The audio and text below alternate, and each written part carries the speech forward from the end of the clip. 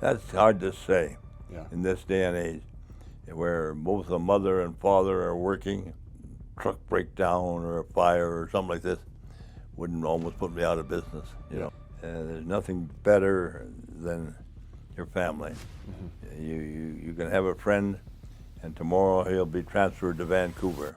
Doug Montgomery. How are you? Good. Will you tell me your full name? And Douglas Gilmore Montgomery. When were you born? May the 4th, 1930. 1930. So that makes you'd be 92 now. Okay. Where were you born? Actually in a place called Rutland, which is 5 miles out of Kelowna, BC. Okay. How'd you make your way up to the Peace Country then? Hunger. Hunger. Oh, you're looking for work. No, I went to school in Rutland, and then took first year university in Kelowna, and then I joined the Mounted Police, Oh, you did? and I was in there for a few years, and then I got out of the Mounted Police and went to work for an insurance company as an appraiser, and after I got my license, they sent me up here with a 1-year contract, and I've been here ever since. Nice. How many years did you spend with the police force then? About 4, just 4, yeah. Okay, and then how many years were you an insurance adjuster for? 12. Okay, but you grew up down in the Okanagan country? Yes, there? yeah. Okay, what was your childhood like? Excellent. Excellent, yeah. I lived during the Depression years, You did?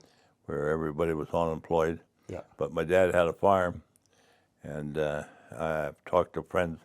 None of us can ever remember that we were ever hungry. There was always meat, vegetables, everything on the farm to eat.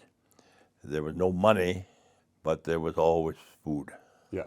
And most of that you would have had a garden? You Oh, probably huge raised your own garden, cattle yeah. kind of thing, yeah? Yeah. What kind of farming did your father do? He had orchard, Okay.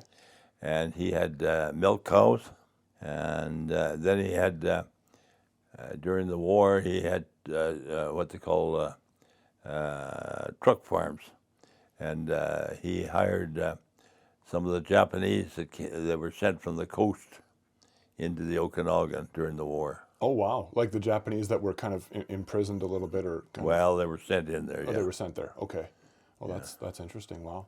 What kind of nationality do you come from? Like Montgomery, that's an English name? Well, the story goes that the Montgomerys come originally from Scotland, Okay. but the story goes for all the fun that we were Protestants, and that when England conquered Ireland, they moved a bunch of us Scotch Protestants to Ireland Oh, really, eh? to thin the blood. Thin the Catholics out kind of thing. Yeah. Okay. And then the church sent us, my grandparents, to Arkansas and down there, Oh, Tennessee, really? yeah. And I've still got family down in there somewheres. Okay. And there's even a town named after my dad and all that kind of thing. But my grandfather was a mover, and the stories go about him saying he'd come home at supper. He'd be sitting at the table and say, "Well, we're moving tomorrow. Get everything packed in the truck, you know." He liked to just up and go? He'd, Oh, really? So is he the one that journeyed to Canada then, or? yeah, he came here. He came into the Okanagan Valley.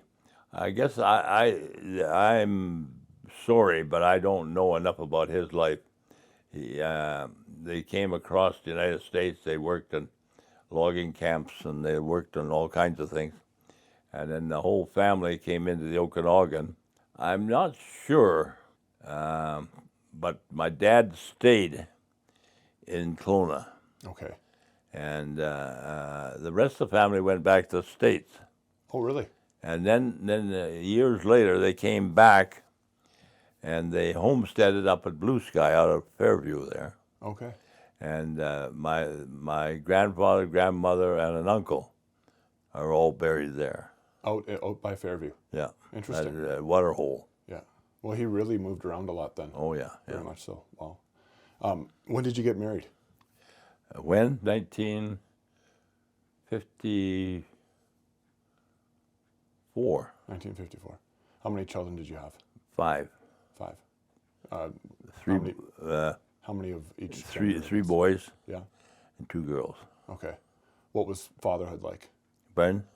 Did you enjoy being a father? Oh, yeah. My kids were always kind of athletically inclined, Yeah. so we were always kind of a part of the social community of the city, soccer and hockey and all that kind of thing. Yeah.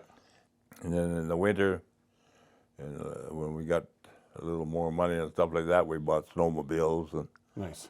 and traveled back in the mountains and Yeah. camped and all kind. Oh, we had I don't think any of my kids complained at all.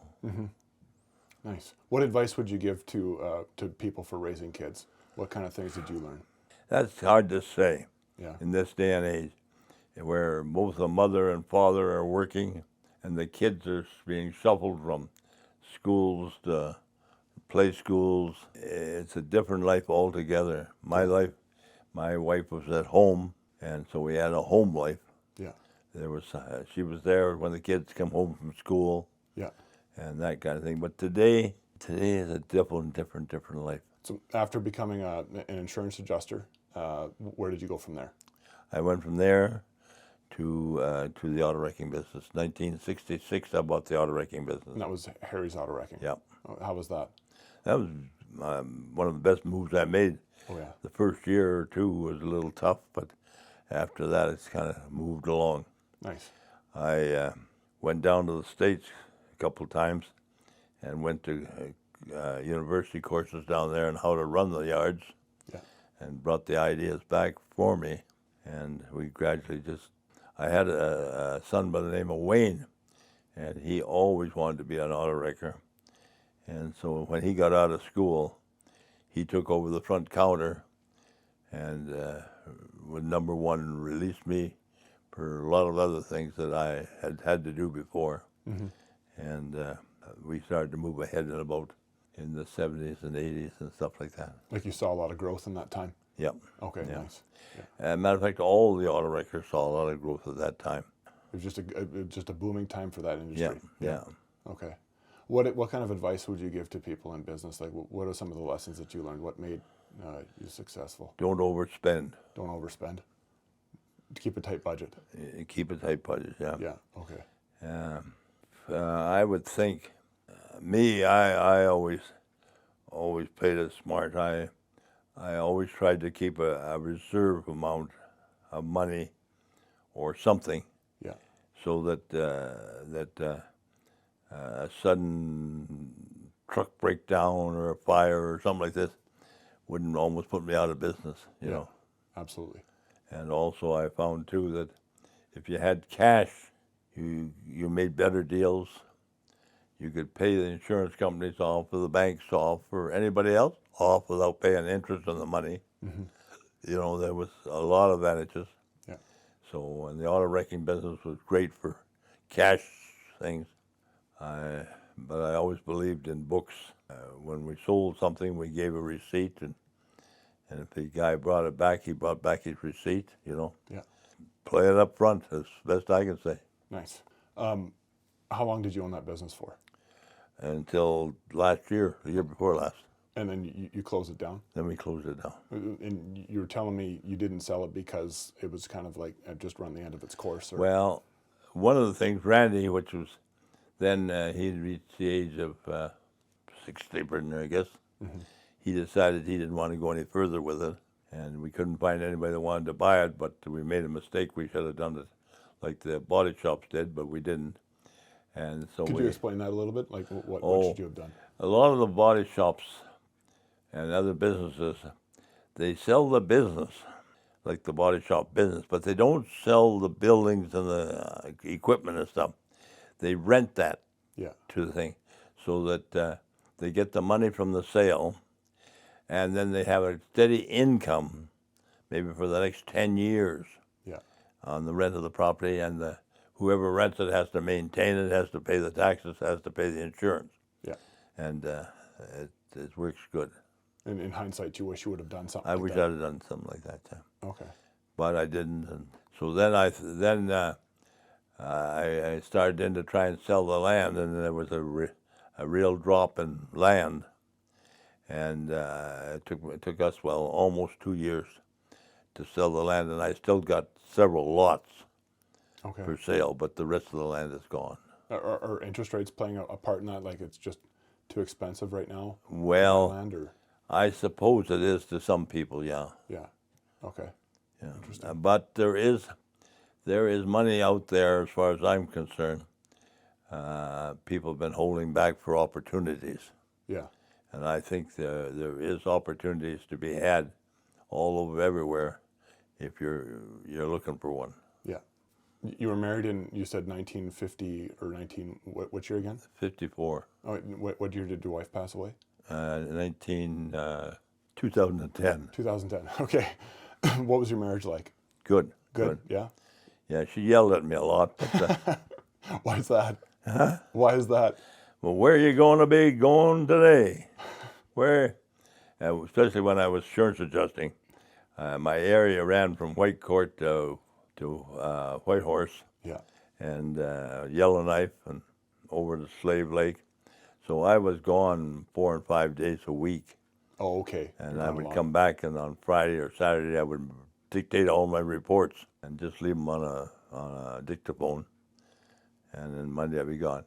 I wish in my day we'd have had cell phones, Yeah. because lots of times I'd be coming back from high level.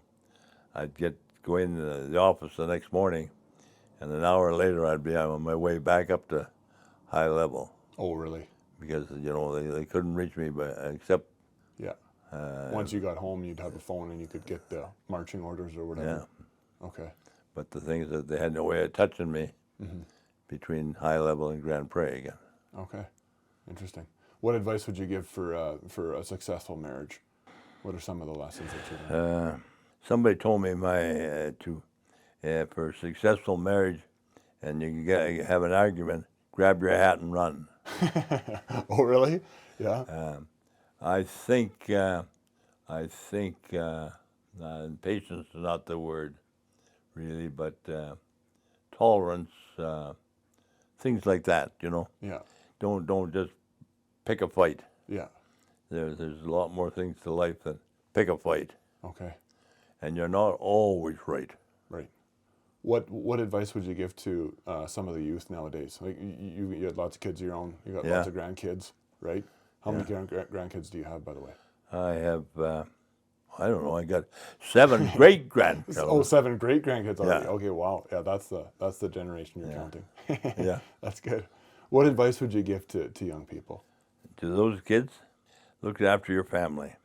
There's nothing better than your family. Mm-hmm. You can have a friend, and tomorrow he'll be transferred to Vancouver, but your family will be there around you always, somewhere. Yeah. It might not be much of a contact between you and your family, but there should be a contact. What are your thoughts on our country, Canada? Oh, best country in the world to live. Yeah. And I got a hobby, of course. Is anybody that doesn't believe me and doesn't like living in Canada, give me a phone call, and I'll pay for him to go some other country. I agree. Yeah. Because there's a lot of things I don't think is right, and things like that. But there's a lot of things I recognize the fact that you can't fix overnight. Mm-hmm. A lot of things are being blown out of proportions. A lot of things happened in the past that were normal at that time and are not acceptable today. You have to live with what is past and build on what is here today. I don't know what else there is. I think that's good. Do you believe in God? Yes. Yeah. I believe in God as God, not as a person, not as identity or anything like that. I believe that there is something that is looking after our lives, whether it's fate or what it is, but I like to think of it as God.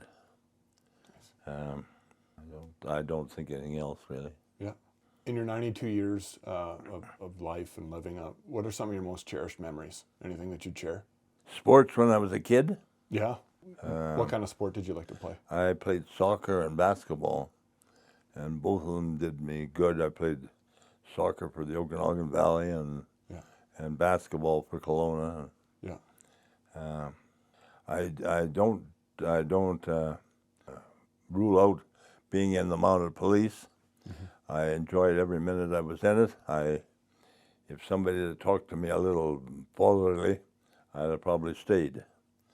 But it was kind of Bob Chubb, and oh yeah, I got a better job, you know. Yeah. And I should have maybe listened, and maybe I should have gone back even. But once I got out and got going, Yeah. and got a job as assurance adjuster, I liked that job as assurance adjuster.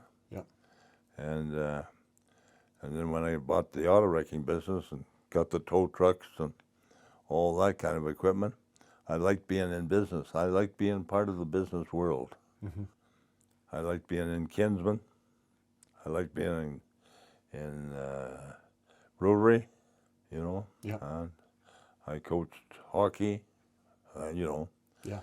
I had a pretty good life. Nice. Actually, I can't think of anything that I would hate or change even too much. Nice. I'm quite happy with the way I lived. Thank you. Doug Montgomery. Yeah. Thank you. Awesome. That's the interview.